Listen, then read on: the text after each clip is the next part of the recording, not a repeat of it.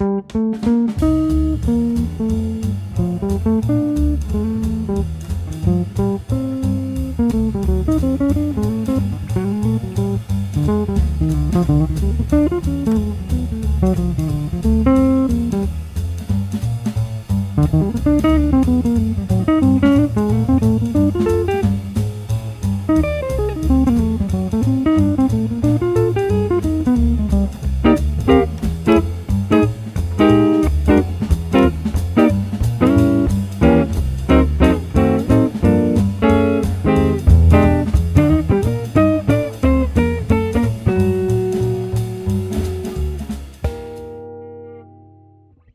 everyone, Dennis Chang here. Welcome to another video. So we're going to do today, we're going to talk about how I approach learning songs, which is something that I've talked a lot about in previous videos. But today specifically what we're going to do is we're going to approach the tune Autumn Leaves, which is, well, what people consider a beginner song. But it's a nice tune and, well, it's considered a beginner song because the harmonies are not so difficult. But to play any song well, in my opinion, is never an easy thing unless you're very experienced. And I want to talk about approaching this song so that we can precisely sound good. And we want to then recycle this knowledge onto other songs. And it's kind of always the same process. So obviously this is a bit of a beginner video, but maybe some of you seasoned players can get something out of it, especially with regards to how I might approach the pedagogical aspect of learning a tune. But before we start, there's something I have to announce. From November 3rd to November 6th, I hope I got the dates right, there will be a special event in honor of the late Pat Martino. It's organized by Pat Martino's longtime manager, Joe D'Onofrio. And it will be held in New Jersey. So I will be there. It will be a unique event. A lot of the best jazz players will be there. So I think I have to go. Well, I was invited, so I'm not going to turn that invitation down. And this event will be live streamed from what I understand. And what I want to say is that there's a fundraiser, but it's not an official fundraiser like GoFundMe or anything like that. Joe is mainly dealing with private donors, such as myself. I'll be donating a sum to the association at some point. But of course, they welcome any kind of donation. So what I'm going to do is in the comment section, I'm going to pin a comment where you can transfer money if you wish to do so. It would be very appreciated, but you won't necessarily get a thank you or anything like that. They just take anything they can get. Or if you prefer, you can try to get in touch with me. You can PayPal me the money and I will send it to them, hopefully by early September. That is, if you trust me. Do you trust me? Do you get that reference? So yeah, with regards to the late Pat Martino, there are a lot of things in preparation in honor of Pat, like scholarship funds and organizations, all that. I guess some of it hasn't, a lot of this hasn't been officially announced, so I won't say any more than that. So check out the pinned comment. I'm gonna delete the comment at some point because obviously in 2024 they won't be collecting funds for the 2023 event. So if you can help out, a big thank you. This is 100% legit. Joe D'Onofrio has been working with Pat Martino for a few decades, and there we go. And likewise, as far as my channel is concerned, of course, we're going to be talking a lot about harmony today, and I do have a course on my SoundSlides page that I'm quite proud of. It's a harmony course, and the first volume is free because it's fundamentals. And then starting from volume 2, it gets really in depth. It's a unique harmony course. I don't think there are any other harmony courses like that available, teaching jazz harmony from a historical perspective. So what I did is I went and studied a lot of old recordings and transcribed what players from the older generation were doing. and I'm teaching harmony that way, directly from the recordings, so you understand what people did and why they did it. Because when you study harmony these days in a music school, it tends to come more from an academic and theoretical perspective. But as many of you know, and it's not just in music, you have the theoretical and the academic side, and then you have the real life, which might not always be the same as the theoretical side. So if this is something that interests you, please check it out. Or you can buy something on SoundSlice or buy some music. You can find all the links in the description box. Like, subscribe, comment, all this makes a huge difference. Thank you. Let's get started. Okay, so what I do when I learn a song, I tend to work on a few songs at the same time. And when I mean a few songs, I choose songs that have roughly similar chord progressions. So Autumn Leaves mainly has two things going on. It has a major 2-5-1 and a minor 2-5-1. Hopefully you know what 2-5-1s are. If not, you'll have to look for that information elsewhere. So I look for other songs that have 2-5-1s in major and minor, and there are a few others out there. Feel free to list some, but off the top of my head, you'll find a 2-5-1 in songs like Beautiful Love. Blue Bossa is a nice one. Actually, Blue Bossa and Autumn Leaves go well together in my opinion, because it's essentially the same chord progressions. Some of you might be tempted to say All the Things You Are, and it does have 2-5-1s, especially in major, but I don't put it exactly in the same category just because of phrasing issues, how the chord progression is divided up in the structure. But anyway, that's another topic. So that's what I do. Just for today though, we're going to work on Autumn Leaves. So what do I do? I listen to different versions, and now with YouTube you can find many different versions. And why do I do that? Because I try to check out what different good players are doing, but also how they harmonize the song. Because if you're a beginner and you have like the iReal Pro or a Real Book, it shows you one version, and a lot of jazz students tend to think that's the only version, the only way to play it, but it's not true. And if you look at the old recordings, there are quite a number of variations out there. So when you're listening to recordings, especially if you're a beginner, chances are you won't be able to hear some of the subtleties in the harmonies. So this is where having a good teacher or a good friend can come in handy. That they can explain, hey, check it out, they're omitting this chord. Notice how this version doesn't have this chord progression that's written on the chart, it has something else, etc. So that's always cool. And then when you're done listening, we're going to actually have to learn the song.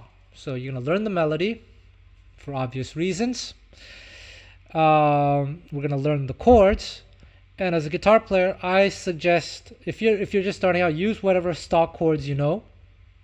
That's what I'm going to do here. I'm just going to use stock simple chords, keeping in mind there are so many other possibilities. So C minor 7. So one thing you could do, and one thing that I used to do when I was a kid, was just take the song and just play rhythm like this.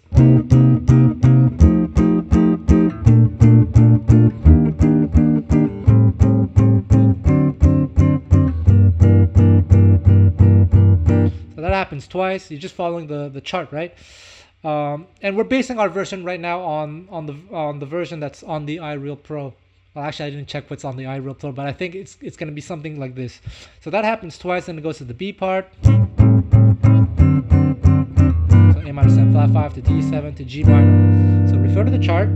Then it goes C minor, F7, B flat major 7, E flat major 7, A minor 7 flat 5, D7, G minor. Okay, on the iReal Pro, it may say something like G minor 7, G flat minor 7, F minor 7, B flat 7, then E flat major 7, D7, G minor.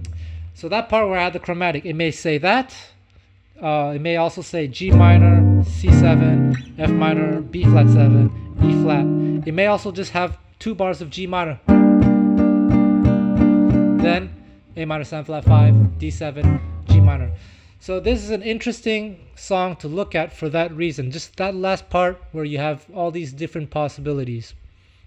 And this is something that I talk about in my harmony course. this idea of harmonic direction, that actually when you listen to recordings of the best players, it's not about the individual chords, but about where the chords are going. So you'll need a teacher to help explain this. But basically, all this stuff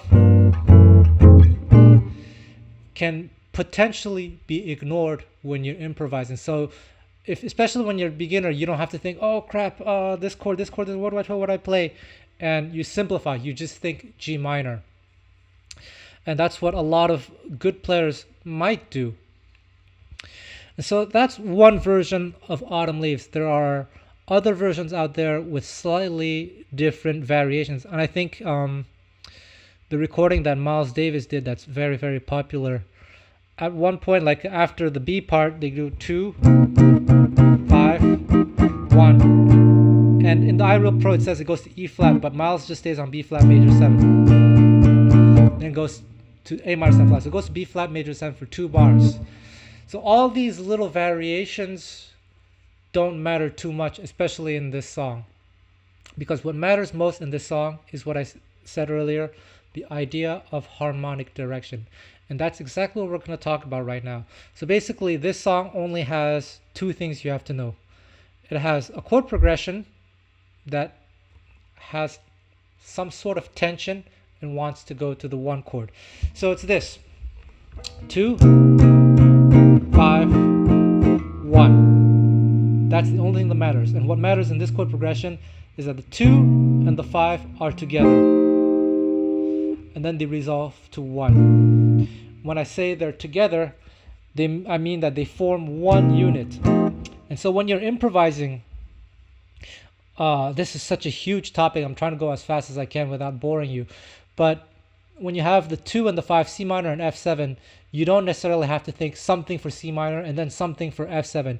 You can just think of them as 1 chord and think one or the other. So you either think C minor or you think F7. And what a lot of jazz players do is think only C minor. So if you know some sort of C minor idea or C minor arpeggio, you play that. Then after, you have this B flat major 7 chord, and then you have E flat major. So the important chord here is the B flat major. You can kind of ignore the E flat, just think B flat major. So you only have to think 2 things. So this, think 1 thing, let's say C minor, and then think B flat major. So let's say you, well, I wrote a lick for you guys. It's gonna go like this. 1, 2, 3, 4, 1. So what's interesting about this lick is thinking only C minor. And I'm not thinking in terms of scales. I'm thinking in terms of harmony. It goes C minor, and then it goes through this chord as a substitute for F major. Because as I said, what's important is not the individual chord, but where we are going. So we have C minor.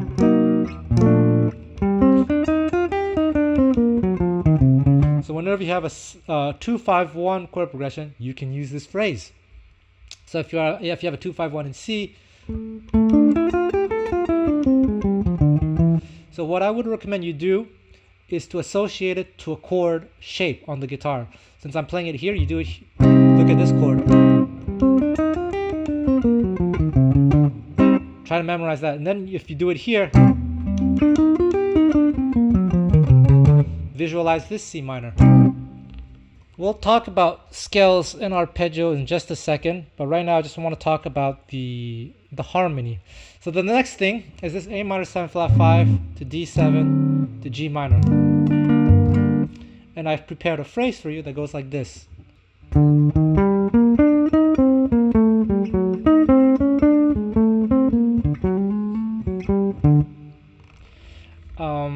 So it's the same thing. You think one thing or the other. In this case, my phrase actually thinks this chord through this. This is a substitution. E flat major 7 is a substitution for A minor 7 flat 5 because it has a lot of common notes. If I had to explain why it worked, it would take too much time. You'd have to just check out my harmony course. But just believe me that it works.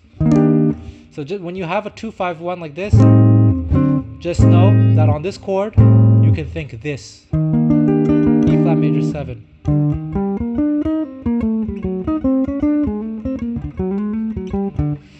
And essentially, that's the entire song. It's just made up of 2-5-1s to the major and 2-5-1s to minor. So what I'm going to do is I'm going to play a solo using just this simple vocabulary. Let's check it out.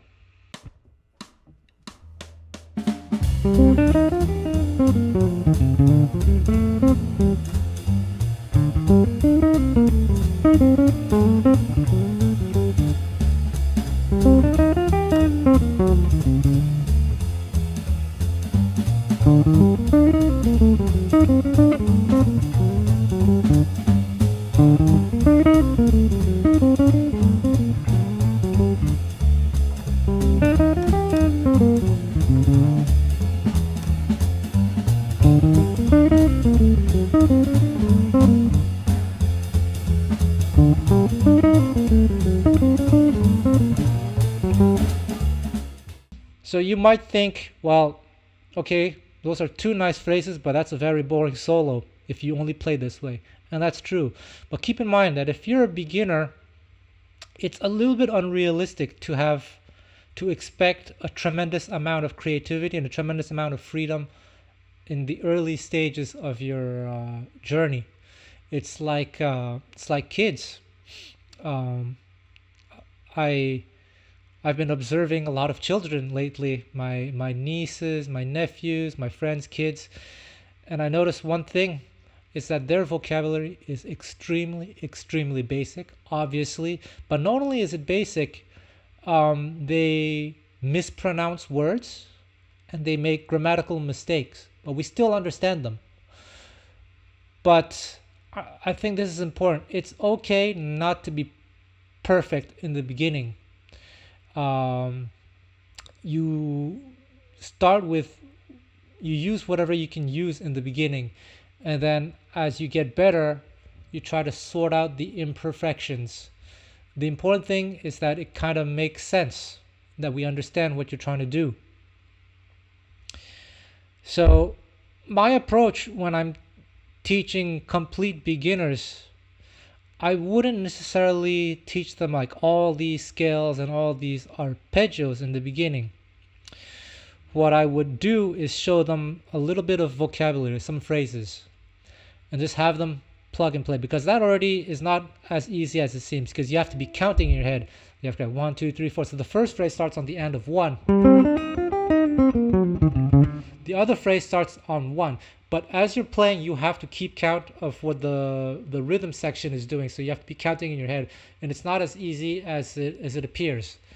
And once you've got that sorted out, and you can even start to hear the chord progressions when you're listening to a recording or whatever, then maybe we can start to explore the creative side of things. But instead of going through this whole chord scale thing where people say, all right, C minor, Do, Re, and F, Mixolydian, B flat, none of that information is incorrect. But the truth is, if you're into bebop music, which is what I'm into, that's just not how players were thinking back in the day. They were thinking more in terms of chord progressions and harmonic direction. Sorry, I'm plugging my harmony course a lot, but bear with me. They're thinking of harmonic direction, chord progression, and vocabulary. But if we were to go the pathway of scales, the only scale you really need to know for the song, as a beginner anyway, is the major scale. Because everything fits in the major scale, except for at this point when you have this 2-5-1 and D7. Instead of playing an F natural, you want to replace that with an F sharp. So you can get this D7. And that basically ends up being the harmonic minor scale. So G harmonic minor.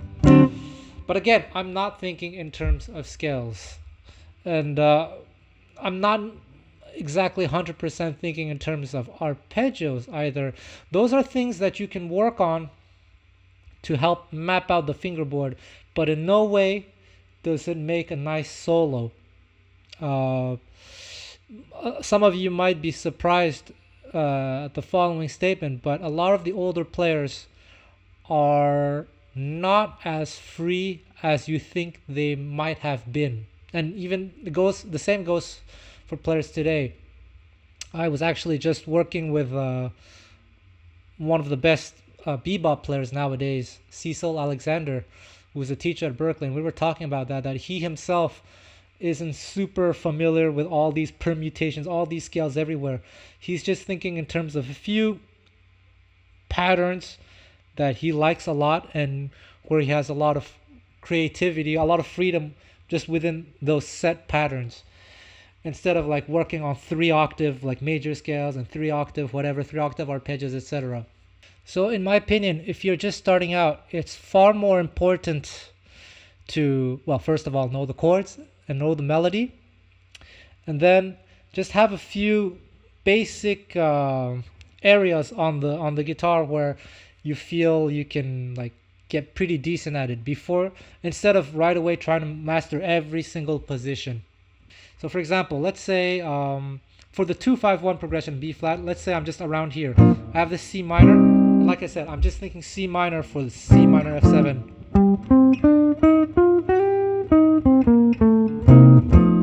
And then B flat major. See, I'm ignoring the E flat. Then here. So this chord, I like to think this.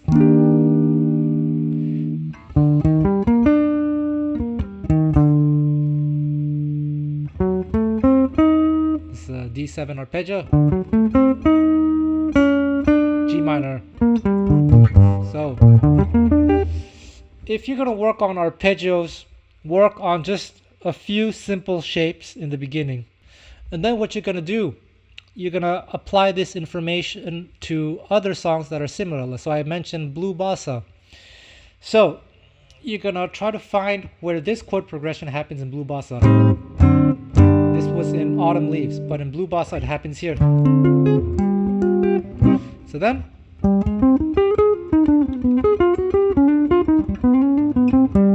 and then you're going to find where this chord progression happens in Blue Bossa. So this is Autumn Leaves. It happens here. So in this position. So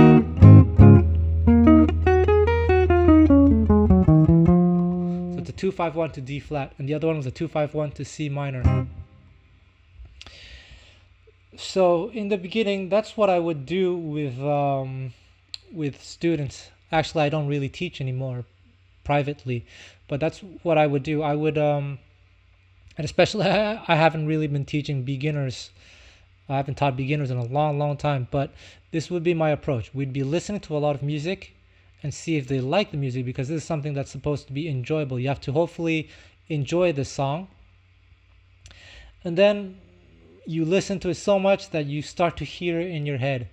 And then we play the chord progressions, we play the melody, make sure we're able to play the melody in time. We know where the melody starts on what beat and where the sensitive notes land on beat 1, like this. That's beat 1. Da, da, da, da, da, da, da. And then we start to add some vocabulary. That's what I would do. So I just showed you 2 phrases, and that's probably enough for like a week or 2, depending on how fast you learn, how much time you put into it.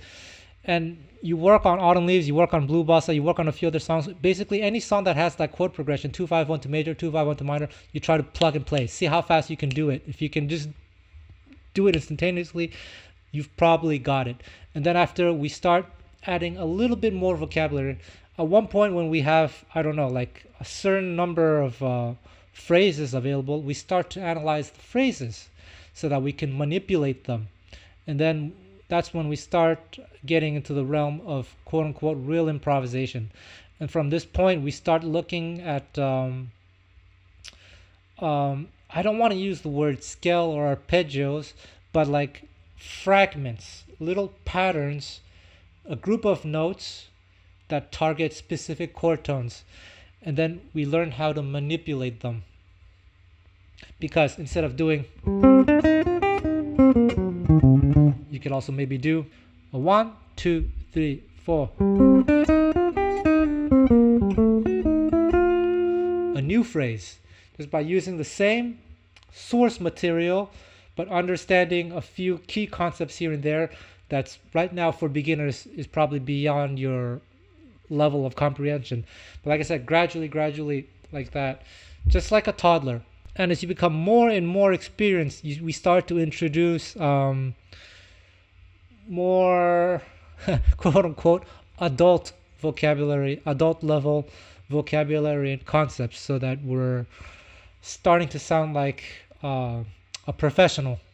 I don't know if you enjoyed the video, the intro performance that I did, but in that solo, I mixed a lot of different things. I started my improvisation by quoting the melody somewhat, and then at one point just diverging into full-fledged improvisation. And in that improvisation that I did, I really exploited this idea of harmonic direction. I remember at one point towards the end where it goes A minor 7 flat 5, I completely ignore this chord and think A7, because A7 leads to D7. Then I did this, the G minor, G flat minor, F minor, E7. These are all substitutions because, quote unquote, I'm an adult jazz musician. I'm very familiar with the language of jazz, so I'm able to exploit all these passing chords and substitutions. For me personally, this is like so much fun, and especially like when I was starting out, I didn't know anything, so teachers were trying to show me all these scales and everything, and it was just not that it was confusing, but I was overwhelmed. And I feel when you're starting out, it's better to do simple things, even if it's really stupid, super toddler level. But so what? You know, you go through the toddler level, and soon enough you can take off the training wheels. Then you're in elementary school, and then you're in grade 2, you're in grade 3, grade 4, grade 5. But actually, instead of spending 1 year per grade, if you practice a lot and you do things slowly, well, not slowly, but just like one thing at a time, before you know it, you will have a lot of solid foundations, as opposed to these people who have all these books, all this material, but they're so overwhelmed they don't even know where to start. And this is a practice tip that I would also give to like advanced musicians. I mean, advanced musicians know it's not a good idea to try to do too much at once. You try to do what you can, as much as you can handle, but definitely not to the point where you're overwhelmed. I think the toddler analogy is very good, but it's not just that, because over the years I've had the opportunity to be in contact with a lot of former child prodigies who are now adults, and I remember a lot of these child prodigies when they were just starting out, how quote unquote bad they were. They weren't bad, but they were like doing such simple stuff and actually making a lot of obvious mistakes. But they were just doing that one thing kind of half-assed, but then the next year that thing that was half-assed was a whole lot better, and the other mistakes were that they made, I could see that they were starting to change a little bit. Like there's this one guy, this prodigy, who used to play major chords. Every single major chord he would play it as a dominant chord. And then the next year, he stopped doing that. So, back to what I said earlier, if you're making little mistakes in the beginning, it's okay. You don't want to make mistakes for the rest of your life, but in the beginning, just focus on what you think might be the most important thing until you get that down. But just keep in mind, or just be receptive to criticism if people say you're making a mistake there.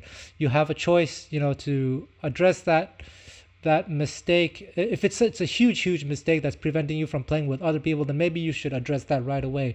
But if it's just like you as a soloist, let's say you're an improviser and you're just working on the 2 and 5, and then over the 1 chord, for some reason you always play the 1 chord as a dominant chord in your solo, it's not a big deal. It's a big deal if you're playing as a rhythm player. So basically, all in due time. I gotta plug one more thing. So if you want a lot of vocabulary, I do also have on SoundSlice a bebop vocabulary course. So it has a lot of very typical vocabulary for a lot of these chord progressions that you can plug and play. And I also explain how I constructed the phrases so that hopefully eventually, if you study the harmony course and the vocabulary course, you can start to make sense of how to create your own lines in a musical way rather than playing scales up and down and arpeggios up and down, which is a skill in itself, but it is not necessarily music. There we go. Thank you very much.